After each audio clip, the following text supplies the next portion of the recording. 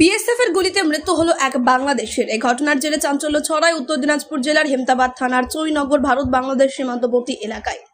মৃত বাংলাদেশি যুবকের নাম ও পরিচয় জানা যায়নি। বৃহস্পতিবার সকালে বিএসএফ এর পক্ষ থেকে মৃতদেহ কালিয়াগঞ্জ স্টেট জেনারেল হাসপাতালে নিয়ে আসা হয়। ঘটনার খবর পেয়ে হাসপাতালে আসেন কালিয়াগঞ্জ থানার আইসি দেবব্রত মুখার্জি। বিএসএফ সূত্র মারফত জানা যায়, বুধবার গভীর রাতে বেশ কিছু বাংলাদেশিরা জমায়েত হয়ে অনুপ্রবেশভাবে ভারতে প্রবেশ করতে চেয়েছিল। সেই সময় বিএসএফ টহলদারি চালালে তাদের দেখতে পায়। তাদেরকে আটক করতে গেলে কথা না শোনায় বাধ্য হয়ে কর্মরত বিএসএফ গুলি চালায়। সেই গুলি গিয়ে লাগে এক মাঝবয়সী ব্যক্তির গায়ে। বাকিরা সেই সময় পালিয়ে যায়। বিএসএফ এর কর্মীরা কালিয়াগঞ্জ স্টেট জেনারেল হাসপাতালে নিয়ে আসলে কর্মরত চিকিৎসক মৃত বলে ঘোষণা করে।